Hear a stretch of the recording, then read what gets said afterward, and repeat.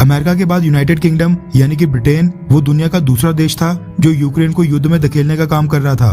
Britain ने सभी NATO देशों से रिक्वेस्ट भी की थी कि यूक्रेन को अपनी मर्जी से कोई भी अलायंस चुनने का पूरा अधिकार है, इसलिए नाटो में उसकी एंट्री पर सदस्य देश विरोध ना करें। इसके साथ ही ब्रिटेन ने रशिया से क्रूड ऑयल और गैस परचेज करना भी बंद कर दिया था।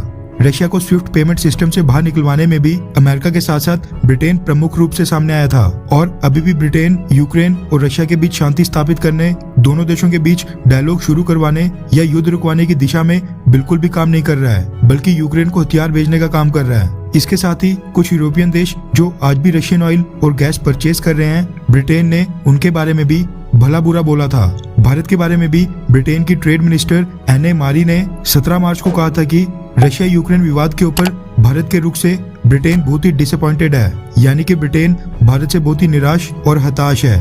ब्रिटेन ने यह भी कहा था कि भारत रशिया के ऊपर प्रेशर डाले कि रशिया यूक्रेन में अपने सारे मिलिट्री ऑपरेशंस सारे बंद कर दे। जैसे Russian forces president Vladimir Putin नहीं बल्कि भारत के पीएम नरेंद्र मोदी से दिशा निर्देश लेती है। कहने का मतलब है कि ब्रिटेन की तरफ से इंडिया के लिए एक सपोर्टिंग स्टेटमेंट सामने नहीं आ रही थी जिसमें वो भारत के रुख का कारण समझता, हमारे रुख के ऊपर सवाल नहीं उठाता। लेकिन आपको जानकर हैरानी होगी कि पिछले कल ब्रिटेन भी लाइन के ऊपर आ गया है। दरअसल पिछले कल ब्रिटेन की फॉरेन मिनिस्टर यानी ब्रिटेन की विदेश मंत्री एलिजाबेथ ट्रस भारत के दौरे पर आई थी। भारत में उनके लिए एक इवेंट ऑर्गेनाइज किया गया था जिसमें ब्रिटिश विदेश मंत्री एलिजाबेथ ट्रस और भारतीय विदेश मंत्री डॉक्टर एस जयशंकर साहब दोनों ने संबोधित किया था। इस इवेंट में उन्होंने यूक्रेन रशिया विवाद के ऊपर भारत के रुख को लेकर एक बड़ी स्टेटमेंट दी।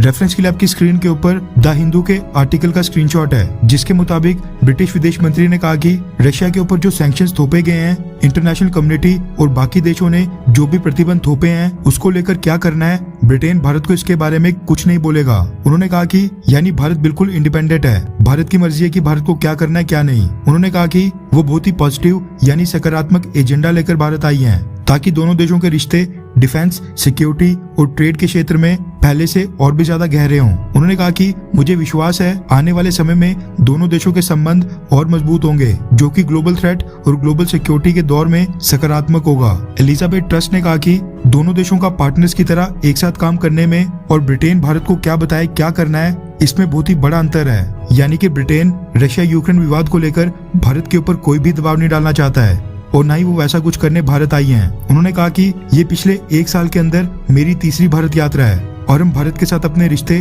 और भी ज्यादा गहरे करने के लिए कई क्षेत्रों में काम कर रहे हैं। भारत और ब्रिटेन दोनों देश लाइक माइंडेड देश हैं, यानी दोनों देशों की एक ही जैसी सोच है। उन्होंने कहा कि रशिया ने जो यूक्रेन के ऊपर हमला किया है वो न सिर्फ यूरोप की सिक्योरिटी पर सवाल उठाता है बल्कि इससे दुनिया के बाकी अग्रेसर देशों को भी सेम यही मैसेज आता है। यानी चाइना को भी इससे यही सीख मिलेगी कि अगर रशिया किसी एक देश के ऊपर हमला कर सकता है तो वो क्यों नहीं करेगा।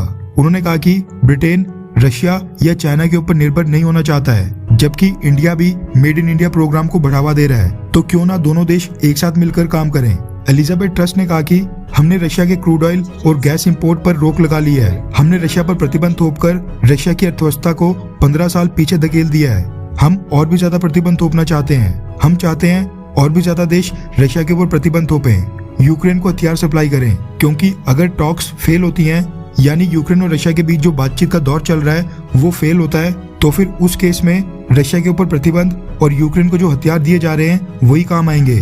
खैर, आपको क्या लगता है कि क्या ब्रिटेन फ्रांस की तरह भारत का एक ट्रस्टेड यानी विश्वसनीय पार्टनर बन सकता है? हाँ या फिर ना? नीचे कमेंट करके अपनी राय जरूर बताएं।